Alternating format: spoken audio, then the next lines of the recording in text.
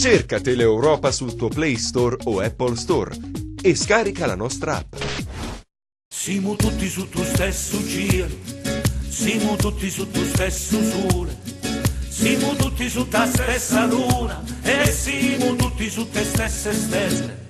Respiriamo tutta stessa aria, ne viviamo tutta stessa acqua, camminiamo sopra stessa terra, come si spiega tutta sta guerra. Noi ne scordiamo troppo facilmente, che siamo nati senza fa domanda, e tutte cose che ne siamo chini, quando moriamo ne portiamo niente. Abbiamo sempre a puzza sotto il naso, facciamo a gara chi nel nostro spirito, e ne facciamo tanti cannizzosi, ma siamo solo giusti e presuntuosi. Mai risorto, e vivo in mezzo a noi. Mai risorto, non ci ha abbandonato. Buona Pasqua carissimi amici, Gesù Cristo è risorto, non ci vuole molto a dirlo, si può sorridere anche da attori, ecco, speriamo di poterlo incontrare Gesù risorto nella vita di ogni giorno, specialmente dopo che sbagliamo, perché siamo peccatori. Ma oggi, la domenica dopo Pasqua, è la domenica della misericordia. Sentite quanto è bella questa preghiera che la Santa Madre Chiesa ci fa rivolgere a Dio Padre in questo giorno straordinario. Dio di eterna misericordia. La misericordia di Dio è eterna, non finisce mai, non passa mai, non si esaurisce mai. Che nella ricorrenza pasquale ravvivi la fede del tuo popolo. Lo speriamo davvero, io lo spero per me anzitutto, che la mia fede si ravvivi, perché tende sempre ad affievolirsi, e speriamo di no a spegnersi, Madonna mia, perché quando si spegne la fede è terribile, le conseguenze sono terrificanti per noi e per chi ci sta intorno. Ecco.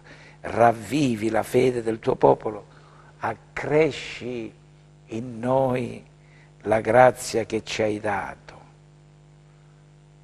Dio ci ha dato la grazia di essere simili a Lui e ce la può anche incrementare, ma noi glielo dobbiamo chiedere. Ecco, accresci in noi la grazia che ci hai dato, ci hai già dato, ma aumenta, senza pretese. Ecco, la grazia, non che le cose vadano bene, come diciamo noi, ma che noi possiamo fidarci sempre e comunque e completamente di te. Perché tutti, specialmente quelli che ci vedono, non tanto in televisione, ma dal vivo, a tu per tu, ecco, chi ci sta intorno ci conosce, ecco. Tutti comprendiamo noi stessi l'inestimabile ricchezza del battesimo. Ecco, nel battesimo veramente noi siamo stati sepolti con Cristo e siamo risorti con Cristo, ma non ce ne accorgiamo. C'è una canzone bellissima del grande amico Claudio Chieffo che dice proprio questa verità ontologica, profonda in ognuno di noi. Il Signore ha messo il seme nel profondo del mio essere. Io appena me ne sono accorto, ecco, tu te ne sei accorto che c'è il seme della vita eterna dentro di te, nel fondo dell'essere. Io ci hanno voluto 26 anni, ecco. Il 28 maggio del 1983 ho incominciato a sentire questa verità nel profondo del mio essere, di essere di Dio. Io non sono né di mamma né di papà né di nessuno, né manco di un papa, siamo di Dio. e tu vescovo, siamo di Dio, ecco. Siamo figli di Dio, amici miei. Io sono figlio di Dio, tu sei figlio di Dio, siamo figli di Dio. E Gesù è venuto per questo, non per farci stare bene di salute. Non è venuto, che l'altro mondo qua, per ne far stare buone, per ne portare fortuna. È venuto ad ammazzare la morte, ed è morto lui, ma è risorto. Morendo ha distrutto la morte. E noi col battesimo, ecco l'inestimabile ricchezza del battesimo, siamo morti con lui, siamo stati sepolti per rinascere a vita nuova. Il battesimo che ci ha purificati, lo Spirito che ci ha rigenerati, generati di nuovo, e il sangue che ci ha redenti, cioè riscattati, il prezzo che Gesù ha liberamente pagato per riscattarci. Eravamo ostaggi e siamo continuamente ostaggi del male, ecco, dell'orgoglio, della presunzione, del metterci in mostra, di essere al primo posto, di avere, di possedere, di dimostrare agli altri le nostre capacità. Come siamo ridicoli, carissimi amici. Ecco, ma se vogliamo possiamo essere liberati dalle invidie, dalle gelosie, dai risentimenti, dai sentimenti di vendetta che ci possono essere, che tu puoi avere, da questa insoddisfazione brutta che ti ritrovi addosso, non sei mai sereno, non sei mai pronto a passare da questo mondo all'altro mondo. Ecco perché abbiamo perso, avessimo voluto e invece le cose vanno come devono andare. Noi possiamo in questo periodo pasquale veramente rinnovarci, amici miei. È iniziato domenica, oggi la domenica della misericordia. Speriamo di farla questa esperienza, la stessa che hanno fatto gli apostoli quando con la coda di paglia lunga chilometri, con il cuore affranto, umiliato, con tutti gli scrupoli di avere abbandonato Gesù, stavano, aspettavano che entrasse Gesù a porte chiuse, ecco, con le mani e i piedi bucati, il costato bucato, e mostrasse loro la potenza della risurrezione, cioè la potenza della misericordia di Dio. Allora, coraggio, seguiamo questi 3 pezzettini dell'Angelus di Papa Francesco di domenica scorsa, che sono belli prima di vedere il Vangelo di oggi, il Vangelo della Divina Misericordia. Il Papa ha esordito dicendo che l'annuncio pasquale, davvero il Signore è risorto, e speriamo che davvero risorga nella vita di ognuno di noi. Per la prima volta vengono pronunciate le parole "è risorto". Gli evangelisti ci riferiscono che questo primo annuncio fu dato dagli angeli, cioè messaggeri di Dio. Vi è un significato in questa presenza angelica, come ad annunciare l'incarnazione del Verbo era stato un angelo, Gabriele, così anche ad annunciare per la prima volta la risurrezione non era sufficiente una parola umana. Ci voleva un essere superiore per comunicare una realtà così sconvolgente, talmente incredibile che forse nessun uomo avrebbe osato pronunciarla. Dopo questo primo annuncio, la comunità dei discepoli comincia a ripetere: davvero il Signore è risorto, davvero il Signore è risorto, è apparso a Simone. È bello questo annuncio, possiamo dirlo tutti insieme adesso: davvero il Signore è risorto. Diciamoli: davvero il Signore è risorto. Un'altra volta.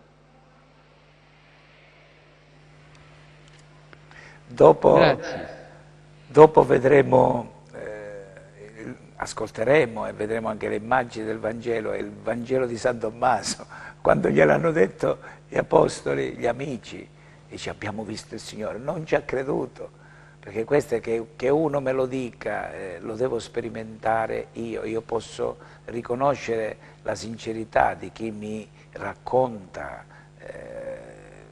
come il Signore è risorto nella sua vita, quando ne ha fatto esperienza, però racconto, devo desiderare io che faccia, di fare questa esperienza per poterlo raccontare. Allora, seguiamo Papa Francesco. Gesù ha abbattuto il muro di divisione tra gli uomini e ha ristabilito la pace, cominciando a tessere la rete di una nuova fraternità. È tanto importante in questo nostro tempo riscoprire la fraternità, così come era vissuta nelle prime comunità cristiane. Riscoprire come dare spazio a Gesù che mai separa, sempre unisce. Non ci può essere una vera comunione e un impegno per il bene comune e la giustizia sociale senza la fraternità e la condivisione. Senza condivisione fraterna non si può realizzare una comunità ecclesiale o civile. Esiste solo un insieme di individui mossi o raggruppati dai propri interessi, ma la fraternità è una grazia che la fa Gesù. Ecco, amici miei, qua è il punto, la fraternità vera, autentica, non quella che si fa, l'associarsi, lo stare insieme per interesse, convenienza, è una grazia, è un dono di Dio gratis, che dobbiamo desiderare. Noi ci rinnoviamo, ecco, quando veramente ci viene data questa forza, no? La forza di Dio, e credere, sperare e volersi relazionarsi, fede, speranza e carità, non sono desideri che noi abbiamo, bisogni che ci ritroviamo, come il bisogno di mangiare, di riposare, di coprirci, di giocare, di scoprire, tanti bisogni, ma soprattutto il bisogno di credere che chi ci ha messi al mondo, ecco, ci vuole bene, ci ama, questa è la fede, e non ci ha creati solamente per un tot di tempo, un tot di anni, un tot di condizioni, ma ci ha creati per l'eternità e ci ama non perché ce lo meritiamo o ricambiamo, ma ci ama a fondo perduto. Noi abbiamo bisogno di queste forze, capite? La fraternità reale è un dono di Dio, non dipende dai soldi, dall'interesse, dalla convenienza, e questo dobbiamo chiedere. E Gesù è venuto a portarci questo dono gratuito che è la misericordia e l'amore di Dio, e a chi sta con Lui, poi Lui dice, ecco, come io ho amato te, come io ho amato voi, allora voi incominciate a amare, volere bene agli altri. Cioè io non vi ho voluto bene, non ti ho scelto Pietro, Giacomo, Giovanni perché eravate bravi, eravate buoni, no, vi ho scelto perché vi ho scelto, ecco, per farvi sperimentare la vostra vera natura di figli di Dio. Adesso che avete incominciato a sperimentarla, condividetela con gli altri, con tutti, amatevi gli uni gli altri come io ho amato voi. Quindi questa è la carità. Se non c'è la carità, amici miei, il cristianesimo rischia di essere confuso con le altre religioni, quindi che hanno le loro funzioni, le loro coreografie, le loro tradizioni. Il segno è la fraternità. Da questo sapranno che siete miei discepoli, se avrete amore gli uni per gli altri. E noi tante volte, noi cristiani, noi preti, noi praticanti, diamo scandalo a chi ci guarda, perché anche tra di noi non è che c'è quella fraternità. Quanti scandali, E Gesù dice è necessario che avvengano gli scandali, così si vede poi dove siamo attaccati. Allora quest'ultimo passaggio è impressionante che fa il Papa, che ritorna su questa concretezza della carità che bisogna mettere in pratica. Sentiamolo. La Pasqua di Cristo ha fatto esplodere nel mondo un'altra cosa, la novità del dialogo e della relazione, novità che per i cristiani è diventata una responsabilità. Infatti Gesù ha detto: da questo tutti sapranno che siete i miei discepoli, se avete amore gli uni per gli altri.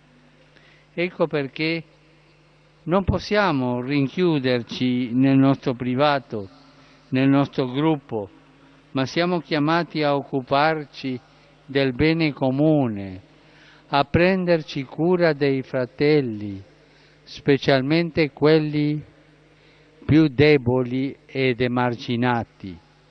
Solo la fraternità può garantire una pace duratura, può sconfiggere le povertà, può spegnere le tensioni e le guerre, può stirpare la corruzione e la criminalità. L'angelo che ci dice è risorto ci aiuti a vivere la fraternità e la novità del dialogo e della relazione e la preoccupazione per il bene comune. E a questo punto il Papa poi ha pregato la Madonna, perché la Madonna, che è l'immagine vera della Chiesa, la Chiesa è madre, o non è Chiesa, è una matrigna, no, la Chiesa invece è madre, perché si preoccupa del bene comune. Alle nozze di Cana si è preoccupata mancava il vino e dice a Gesù, costringe Gesù a fare il suo primo miracolo. Prima del tempo Gesù non l'aveva pensato per quel giorno, ma lei lo costringe e dice ai servi: fate quello che egli vi dirà. E Gesù dice: riempite d'acqua queste giare, e poi le trasforma in vino. Io sono molto curioso della fine che farò, ecco, ritornando nella mia prima parrocchia al lago sopra Mantea, perché se non si mettono in moto, se il Signore, per intercessione della Beata Vergine Maria, della nostra Madre, la Madre di Gesù e la Madre nostra, non mettiamo in piedi delle opere dove si vede, dove c'è questa fraternità, ma questo lo dobbiamo chiedere alla Madonna, e glielo dobbiamo chiedere veramente con il cuore di figli, lei che è la madre e che prega sempre per noi peccatori, perché noi non abbiamo bisogno di vedere funzioni religiose, ecco, che sono importantissime, specialmente la celebrazione eucaristica. Abbiamo bisogno di vedere persone che si muovono spinte dall'amore di Dio, dalla misericordia di Dio, ecco, perché se no facciamo i battesimi, le prime comunioni, le cresi, le sceneggiate dei matrimoni, poi le esequie e le messe dei morti. Questa è un'industria che continuerà, però ci manca la vita, ci manca l'essenza. Allora, gustiamoci il Vangelo di questa Domenica della Misericordia. La sera di quel giorno, il primo della settimana, mentre erano chiuse le porte del luogo dove si trovavano i discepoli per timore dei giudei, venne Gesù, stette in mezzo e disse loro: pace a voi. Detto questo, mostrò loro le mani e il fianco, e i discepoli gioirono al vedere il Signore. Gesù disse di nuovo: pace a voi. Come il Padre ha mandato me, anche io mando voi. Detto questo, soffiò e disse loro: ricevete lo Spirito Santo. A coloro a cui perdonerete i peccati saranno perdonati. A coloro a cui non perdonerete non saranno perdonati.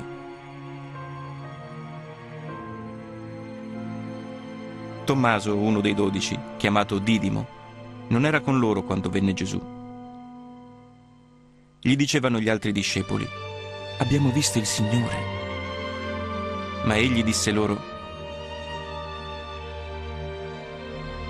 se non vedo nelle sue mani il segno dei chiodi, e non metto il mio dito nel segno dei chiodi, e non metto la mia mano nel suo fianco, io non credo. 8 giorni dopo i discepoli erano di nuovo in casa e c'era con loro anche Tommaso. Venne Gesù, a porte chiuse, stette in mezzo e disse: pace a voi.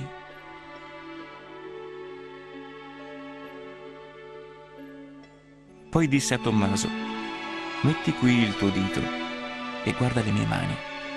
Tendi la tua mano e mettila nel mio fianco. E non essere incredulo, ma credente. Gli rispose Tommaso: mio Signore e mio Dio.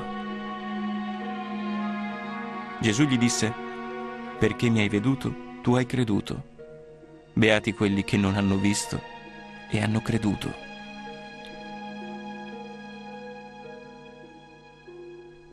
Gesù, in presenza dei suoi discepoli, fece molti altri segni che non sono stati scritti in questo libro, ma questi sono stati scritti perché crediate che Gesù è il Cristo, il Figlio di Dio, e perché, credendo, abbiate la vita nel suo nome.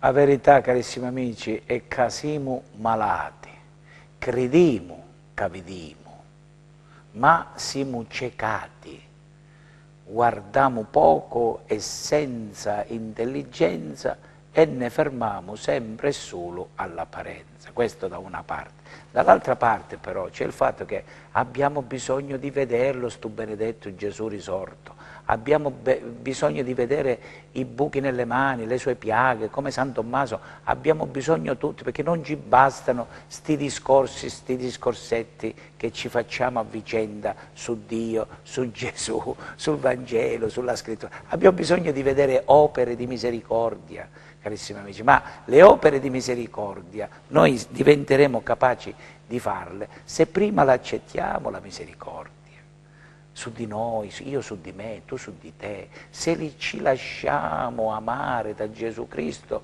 risorto dopo che lo rinneghiamo, dopo che lo tradiamo, dopo che zambiamo sotto i piedi, dopo che, capite amici miei, queste sono le opere di misericordia. Se non ci stupiamo del fatto che Dio, nonostante la nostra debolezza, la nostra fragilità, continuamente ci perdona, come facciamo a fare delle opere? Facciamo delle opere per ne mettere in mostra, per far vedere che siamo bravi, ma non perché commossi, perché io non sono degno. Papa Francesco non è degno. Francesco Noleo, vescovo di Cosenza, non è degno. Don Giancarlo Gatto non è degno. Nessuno di noi, tu non sei degno dell'amore di Dio. Nessuno di noi si merita l'amore di Dio. Eppure Lui ama ognuno di noi così come siamo, amici miei. Io non sono degno. Lo diciamo ogni volta che andiamo, ma lo diciamo così senza cuscire. Guardate che non siamo degni davvero, quindi ne scandalizziamo, invece di essere dispiaciuti, ma nello stesso tempo curiosi che quel fratello, attraverso quel peccato, attraverso quel tradimento che ha fatto, possa diventare santo, perché si diventa... San Pietro non è che è diventato santo, Giuda non è diventato santo perché si è ammazzato, perché sennò poteva diventare santo. Quanti santi? Sant'Agostino è diventato santo, ma quando era giovane, ragazzo, adolescente, giovanotto, ma ne ha combinati tutti i colori. Poi è diventato Sant'Agostino ed è diventato buono e ha messo su delle opere di misericordia, ma la misericordia che passava attraverso la sua esperienza. Allora, carissimi amici, coraggio, si è aperto questo tempo grande, il più bello. Ecco, il 20 di maggio celebreremo la Pentecoste, ma ogni giorno può essere il giorno giusto per ricevere questa cascata di misericordia, l'acqua e il sangue che sgorgano dal cuore di Gesù come una sorgente di misericordia che ci purifica, ci rinnova ma anche se invecchiamo ritorniamo come i bambini, perché è bellissima l'antifona della domenica dopo Pasqua, la domenica della misericordia. Come bambini appena nati bramate il puro latte, non quello della mamma che abbiamo succhiato al seno. Mia mamma aveva tanto latte, avevo anche una sorella di latte, non quello lì, il latte spirituale che vi faccia crescere verso la salvezza. Alleluia. Allora, buona Pasqua carissimi amici, arrivederci alla prossima domenica, ma sempre a Dio piacendo. Ciao. Mai risorto, e vivo in mezzo a noi. Mai risorto, non ci ha abbandonato. Siamo tutti su tuo stesso cielo, siamo tutti su tuo stesso sole, siamo tutti su ta stessa luna e siamo tutti su te stesse stelle. Respiriamo tutta stessa aria, ne viviamo tutta stessa acqua, camminiamo sopra stessa terra, come si spiega tutta sta guerra. Noi ne scordiamo troppo facilmente, che siamo nati senza fa domanda, e tutte cose che ne siamo chini, quando moriamo ne portiamo niente. Avevo sempre la puzza sotto il naso, facciamo a gara chi ne luce spirito, e ne facciamo tanti cannizzosi, ma siamo solo giusti e presuntuosi.